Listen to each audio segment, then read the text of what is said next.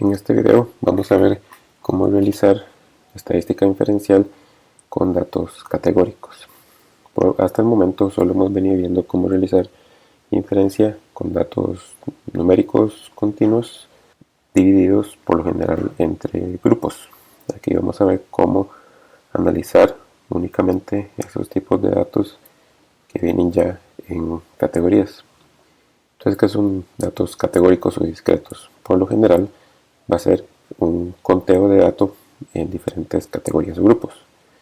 Podemos tener tipos de mineral, composición de clasto, conteo de fósiles, dirección paleomagnética, etc. Y por lo general vamos a controlar cuánto vamos a contar, cuánta cantidad de minerales, cuánta cantidad de clastos, cuántos fósiles. Entonces es un dato que está fijo, que nosotros decidimos, y las categorías entonces van a ser excluyentes, como nuestra cantidad total está fija. Si encontramos más observaciones de una categoría, eso quiere decir que vamos a encontrar menos observaciones de otra categoría. Entonces por eso se dice que las categorías son excluyentes, porque no puedo tener más de lo que tengo. Si encuentro más de algo, quiere decir que voy a encontrar menos de otra cosa. Por ejemplo, podemos tener la composición de un conglomerado donde tenemos los tipos de clasto, con un ejemplo con los datos que están ahí, y eso podemos modelarlo, digamos, o aproximarlo con una distribución binomial. Entonces podemos tener diferentes tipos de pruebas dependiendo de lo que queramos hacer y dependiendo de también cómo hayamos recolectado los datos. Podemos comparar los conteos observados de una sola variable. Entonces esto es lo que se conoce como la prueba de bondad de ajuste o goodness of fit test, donde la hipótesis nula va a ser que los datos observados siguen una distribución, forma, proporción sugerida. O sea que estamos diciendo que conocemos cuál es esa proporción o distribución que siguen esos datos y lo vamos a comparar con esa forma, proporción, distribución que estamos proponiendo. Entonces, en un ejemplo sencillo, podemos preguntarnos si los cráteres están distribuidos igualmente o uniformemente en los hemisferios norte y sur de la Luna. Pues, ¿qué sería lo que esperamos aquí? Que el 50% de los cráteres estén en el norte y 50% estén en el sur. Entonces, nuestra variable sería en qué hemisferio está, norte y sur, y después tenemos el conteo en cada una de esas categorías. Podemos comparar conteos observados en varias muestras. Entonces esto es lo que se conoce como la prueba de homogeneidad. Y la hipótesis nula es que el conteo, proporción o distribución de los ítems o de las observaciones es homogéneo igual entre las muestras. O sea que en el caso de la tabla que tengo aquí, la distribución o la proporción de A, B y C es igual o muy similar en el conglomerado 1 y el conglomerado 2, y así sucesivamente con las diferentes muestras que tengo. Entonces, un ejemplo sería como el que estaba mencionando, si difiere la abundancia de clastos entre conglomerados. Entonces aquí, para la prueba de homogeneidad, la forma en que difiere de la que vamos a ver que sigue es que el total de clastos en cada conglomerado, o sea, en cada muestra, en cada categoría, en cada columna, digámoslo así, está definido. No tiene que ser exactamente el mismo, sería lo ideal, pero voy a decir lo que voy a colectar tanto de conglomerado 1, tanto de conglomerado 2, tanto de conglomerado 3. Y eso me resulta en un tamaño muestra total específico, pero estoy controlando cuántas observaciones hago por muestra. Entonces observo las mismas características, los clastos en cada conglomerado, y eso es lo que voy a comparar. La última prueba es la que vamos a comparar conteos observados entre categorías. En esta prueba pasada estoy comparando una variable, digamos una observación, un tipo de observación en diferentes muestras. Aquí estoy comparando diferentes categorías para una misma cantidad de muestras. Entonces esto es una prueba de independencia o asociación porque estoy comparando dos categorías, digamos dos variables, estoy comparando dos variables categóricas, y la hipótesis nula sería que no hay relación entre esas variables, o sea, son independientes, de ahí el nombre prueba de independencia. Entonces tengo dos variables categóricas y estoy determinando si hay una relación entre esas dos variables categóricas. Entonces en este caso, por ejemplo, un caso típico cuando estamos analizando clastos es: hay una relación entre la redondez de los clastos y la distancia de la fuente. Y aquí la forma en que vamos a recolectar los datos es que simplemente vamos a recolectar una cantidad total de observaciones, y a cada una de esas observaciones, cada uno de esos clastos, les vamos a determinar redondez y distancia. ¿Sí? Entonces aquí en la prueba de independencia de asociación controlamos el tamaño de muestra total. En la prueba de homogeneidad controlamos el tamaño de muestra total a partir de controlar el tamaño de muestra de cada una de las muestras, para la redundancia. Y además que aquí estoy comparando muestras, una variable categórica en diferentes muestras, y aquí estoy comparando dos variables categóricas para una sola muestra. El resultado de estas pruebas, principalmente de homogeneidad e independencia de asociación, pues me dicen si se cumple la hipótesis nula o no, si la rechazo o no. Pero eso no quiere decir que todas las celdas de esa tabla de contingencia van a diferir el valor observado del valor esperado. Entonces, así como para el ANOVA tenemos el post-hoc de Tukey para determinar entre qué grupos hay una diferencia de medias, para las pruebas para datos categóricos tenemos algo similar, donde el post-hoc va a ser sobre lo que se conoce como los residuales ajustados, que va a ser una diferencia entre el valor observado y esperado para cada celda dividida por un error estándar.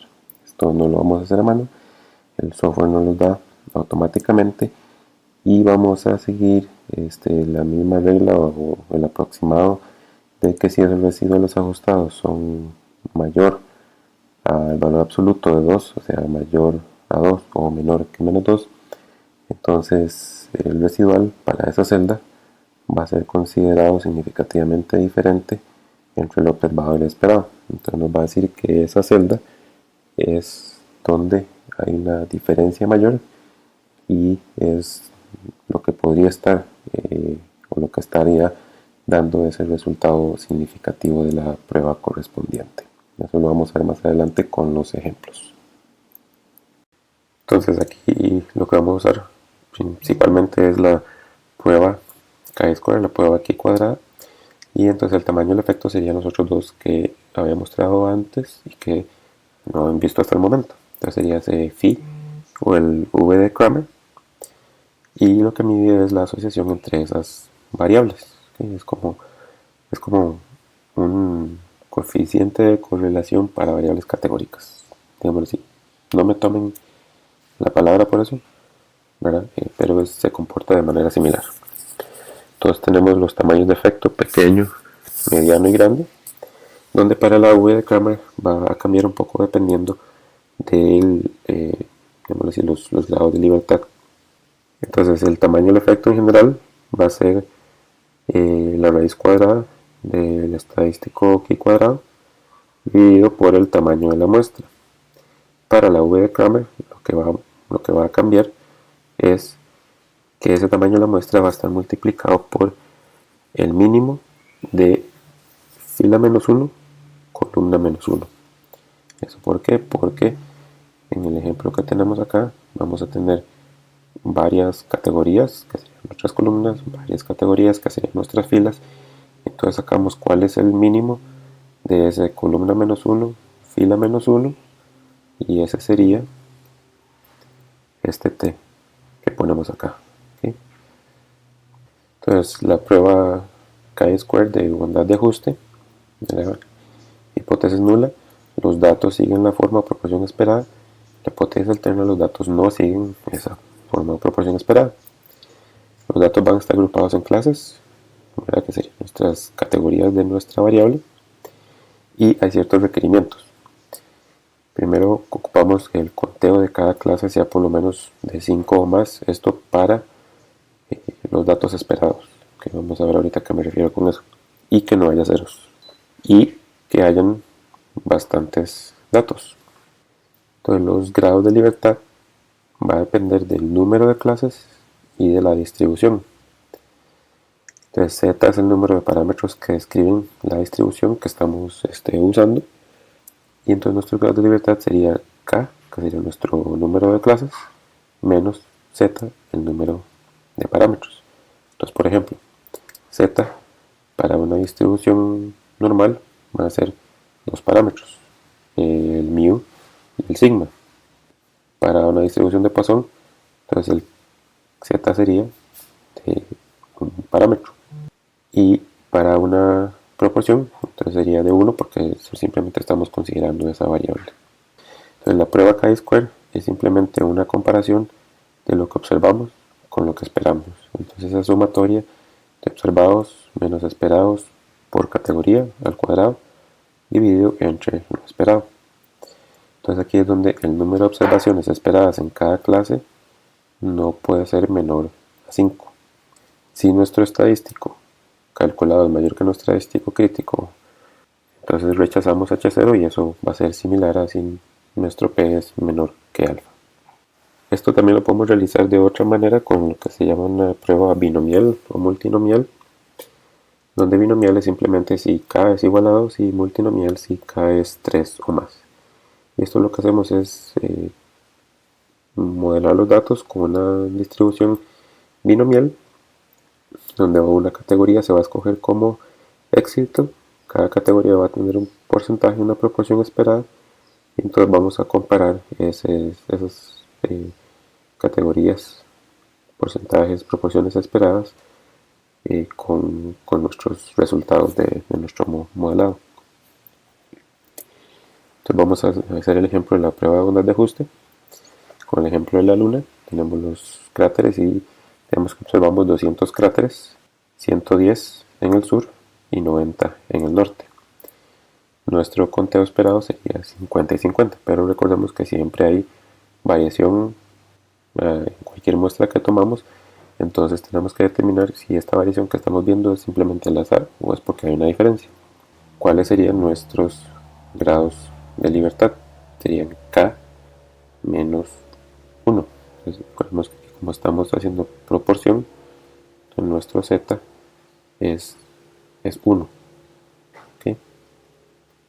Entonces nuestro grado de libertad sería K menos Z, en este caso 1. Tenemos dos clases, entonces sería 2 menos 1, un grado de libertad. Nuestro chi-square crítico al 5% con un grado de libertad sería 3.84. Nuestro n total es 200 y estamos esperando que haya 100 por hemisferio. Entonces nuestro valor observado sería 90, nuestro valor esperado sería 100. Eso lo elevamos al cuadrado y lo dividimos entre 100. Y hacemos lo mismo para la otra categoría. Observado 110 menos esperado 100 elevado al cuadrado dividido entre 100. Eso nos da un chi-square observado de 2. Entonces vemos que nuestro valor observado es menor que nuestro crítico, entonces no rechazamos H0. Entonces la muestra no difiere de la proporción esperada. ¿Cuál es nuestro tamaño de efecto? Entonces sería la raíz cuadrada de nuestro chi-square, 2, entre el tamaño de la muestra, 200. Eso nos da 0.1. Entonces, como reportamos este resultado, podemos sacar cuál es esa relación que estamos viendo. Entonces el 55% de los cráteres en la Luna, 110 de 200, ocurre en el hemisferio sur, no siendo significativamente diferente de la proporción esperada del 50%. ¿Cómo obtuvimos esto? Una prueba de ondas de ajuste pi cuadrada. Tenemos un estadístico chi² con grado de libertad igual a 2, un valor p de tanto, de nuevo solo obtenemos en R, y el tamaño del efecto es pequeño, un phi de 0.1 con un intervalo de confianza de 0.07 a 0.25. Esta prueba podemos realizarla igual de manera binomial, donde hacemos un modelado donde nuestra hipótesis nula es que la mitad de esos cráteres observados va a ser nuestra proporción esperada, digámoslo así. Entonces, por eso es que esta distribución binomial que muestro tiene un pico al 100, porque entonces esa sería la proporción esperada de 100 para cada uno de los hemisferios. Entonces, lo que hago es contar para sacar mi valor P, cuántos cráteres, cuántos de esos valores que modelé son menores que lo que observé en el norte y cuáles son mayores que lo que observé en el sur, o sea, cuántos son menores que 90, cuántos son mayores que 110, y eso nos da un valor P de 0.178. Entonces aquí mi distribución o mi categoría base es el hemisferio sur. Entonces, ¿cuánto difiere esa proporción de cráteres en el hemisferio sur con respecto al hemisferio norte? ¿Sí? Eso es lo que estoy tratando de modelar, donde mi categoría de éxito, digamos, sería el hemisferio sur. R tiene una función para generar esta prueba binomial, donde nos da este resultado. Entonces aquí nos da un porcentaje del 55%, que era el que teníamos de nuestras observaciones, donde no difiere del 50% esperado, y lo realizamos por medio de una prueba binomial con un valor P de tanto y un intervalo de confianza para esa proporción observada de tanto. Entonces vemos que ese 50%, que sería, digamos, decir que son iguales, que hay una proporción igual, cae dentro de ese intervalo de confianza, y entonces no rechazamos H0 de que sean diferentes. Para la prueba de homogeneidad, de nuevo recordemos que controlamos el total de ítems a contar por categoría, entonces por muestra. Entonces en este caso, con los datos que estoy mostrando, cada una de las muestras, que en este caso es una capa, digamos, observo 50 clastos y cuántos son cuarzo, cuántos son pedernal y cuántos son basalto. Entonces esto es lo que se denomina una tabla de contingencia, porque tenemos categorías en las filas y categorías en las columnas.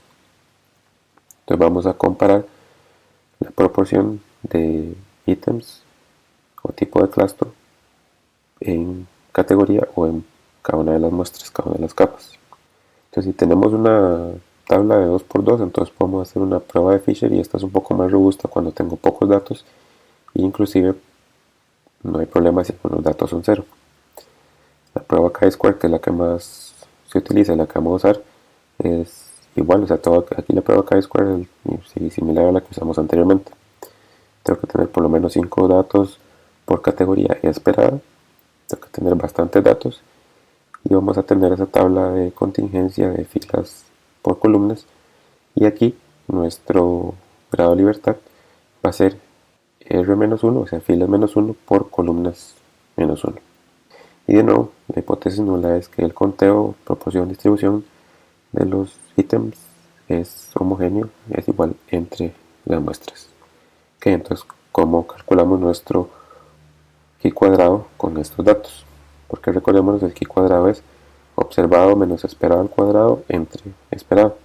Tenemos nuestras observaciones, nuestras frecuencias observadas, nuestro conteo observado, cuál sería nuestro conteo esperado.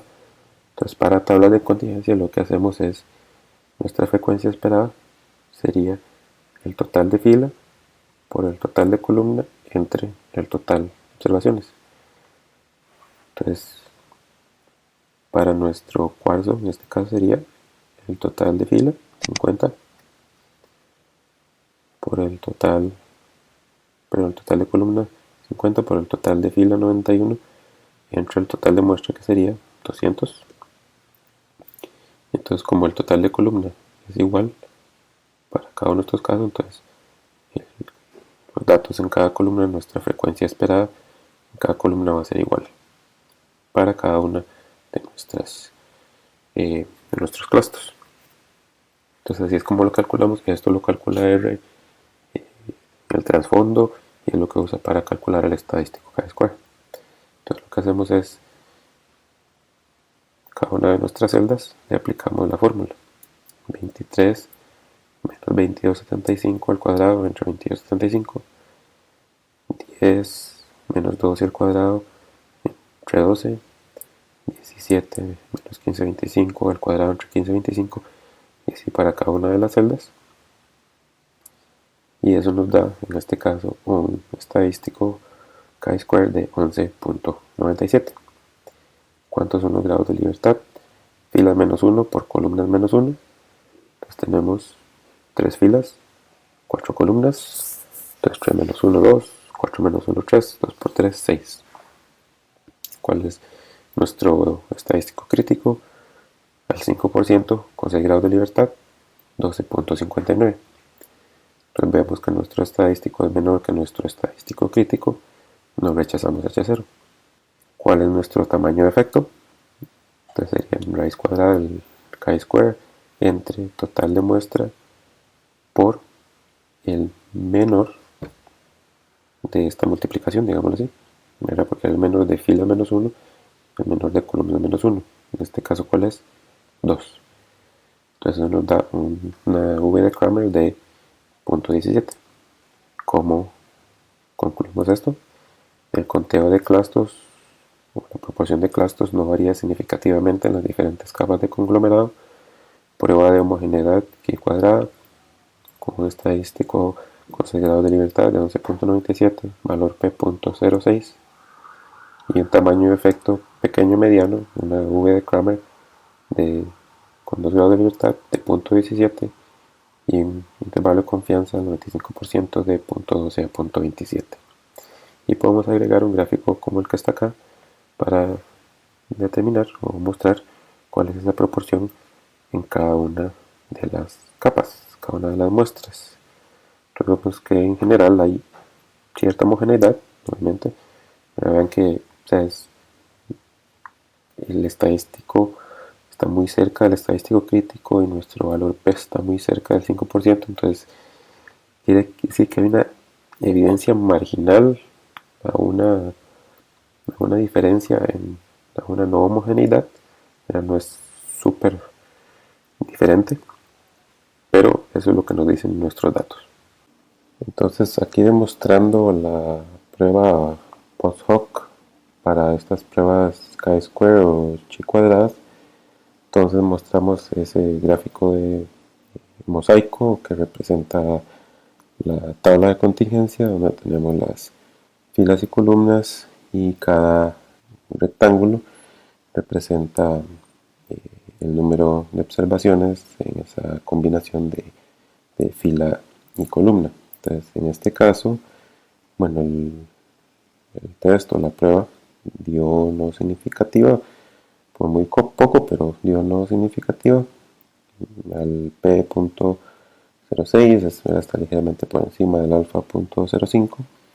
Entonces, en este caso, digamos, si uno encontrara una prueba, un resultado significativo, tendría más sentido hacer el post-hoc, pero aquí lo hago para mostrar que igual se puede realizar, aun cuando el resultado es no significativo, y mostrar que, corroborar que no haya una diferencia significativa en ninguna de las celdas. Cuando haya una diferencia significativa, la celda va a colorearse ya sea roja o azul, dependiendo si la diferencia en la celda es mayor a 2 o menor que menos 2. Y eso nos indicaría que en esa celda es donde hay una discrepancia importante entre los valores observados y esperados. Aquí tenemos a la derecha los valores observados en la tabla inferior superior, y los valores esperados en la tabla inferior, y vemos que en general andan muy cerca. Alguna que otra celda podrá andar un poco dispareja, pero en general andan bastante cerca, y por eso es que obtenemos un resultado no significativo. Y de la misma manera el análisis post-hoc no muestra unos residuales ajustados significativos. Para la prueba de independencia o asociación, podemos de nuevo usar una tabla de contingencia, y entonces vamos a comparar la proporción de cada celda. De nuevo, para la prueba de independencia o asociación controlamos simplemente por el total de observaciones. Entonces decidimos vamos a contar tantas, y a cada una de las observaciones le medimos o la categorizamos en dos variables, y cada una de esas variables tiene diferentes categorías. Entonces aquí las variables van a ser redondez con esas 4 categorías, y la distancia de la fuente con esas 5 categorías. Entonces observamos 246, y a cada uno de esos 246 lo asignamos le asignamos cada una de esas categorías. De nuevo, una prueba chi-square, mismas necesidades, mismo grado de libertad. La hipótesis nula es lo que va a cambiar, donde decimos que no hay relación entre las variables o son independientes, que es lo mismo que decir cuando hacíamos la prueba T de correlación, que decir que el R, nuestro coeficiente de correlación, era 0.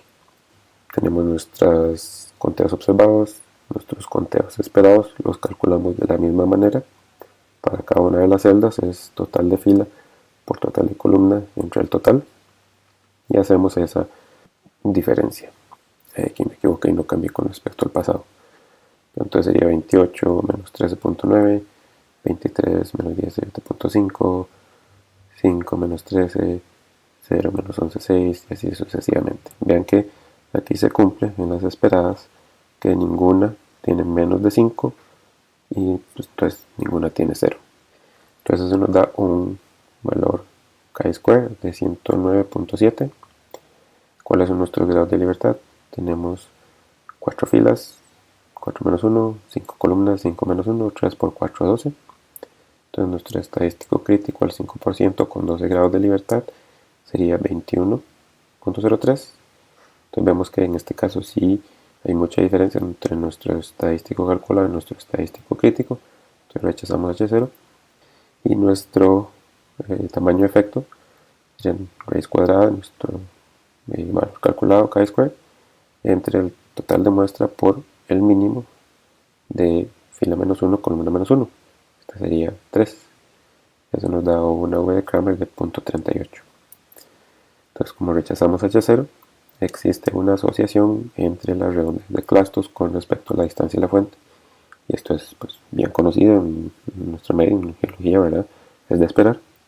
Con una prueba de independencia aquí cuadrada, con un estadístico con 12 grados de libertad de 109.7, un valor P de menos de 0.001, ¿verdad? Que es, cuando lo hagamos en R va a ver que es muy pequeño.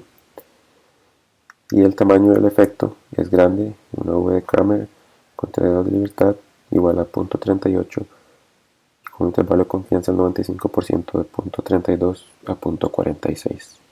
Y de nuevo podemos generar un gráfico como este que tenemos acá para mostrar visualmente esa relación entre la redondez y la distancia. Entonces vemos claramente cómo al aumentar o incrementar la redondez, los clastos vamos a encontrar mayor proporción de clastos a distancias mayores. Entonces, clastos más angulares tienden a estar más concentrados en distancias más cortas, mientras que clastos redondeados tienden a estar concentrados a las mayores distancias. Siguiendo con el análisis post-hoc de la prueba de independencia para el ejemplo que acabamos de ver, entonces el resultado que obtuvimos fue que existe una asociación, o sea, rechazamos la hipótesis nula de independencia, existe una asociación entre la redondez de los clastos con respecto a la distancia. Entonces tenemos un estadístico bastante alto, un valor P muy pequeño y un efecto importante. Aquí estamos viendo el gráfico de mosaico, donde vemos esos residuales ajustados, y a la derecha tenemos las tablas de valores observados en la parte superior y valores esperados en la parte inferior. Aquí es igual una codificación del color en las tablas de acuerdo al resultado del análisis post hoc. Entonces vemos, ¿verdad?, que para distancias cortas hay un residual bastante alto para datos o para clastos angulares. Lo que esperamos que a cortas distancias los clastos no hayan sufrido tanto retrabajo, entonces se mantienen más angulares, y por eso tenemos un valor observado mucho más alto, un residual alto, porque tenemos un valor observado mucho más alto que el valor esperado. Entonces ese es el residual ajustado positivo, que se muestra como color azul. De manera similar, para las distancias mayores de 30 y 40 tenemos una gran cantidad de clastos redondeados con respecto a lo que se esperaría si no hubiera asociación entre estas variables. De manera inversa, por decirlo así, en las otras esquinas, ¿verdad?, tenemos pocos clastos angulares observados a distancias mayores con respecto a lo que se esperaría si fueran independientes. Eso lo vemos en la tabla. En la tabla tenemos muy pocos clastos observados angular y subangular, mientras que los valores esperados son mucho mayores. Entonces en este caso el valor observado es mucho menor que el esperado, entonces mi residual es negativo. Y de manera similar, para distancias cortas es muy raro encontrar clastos redondeados y subredondeados. De ahí que mi residual es bastante negativo igual, ¿verdad? Y entonces podemos ver exactamente cuáles son esas celdas donde tenemos una gran discrepancia entre lo que observamos y esperamos, y con eso podemos sacar más conclusiones al respecto. Entonces con esto terminamos el análisis o inferencia de datos categóricos con las diferentes pruebas que podemos realizar, y en algunos casos análisis post hoc para sacar más conclusiones detalladas sobre los datos.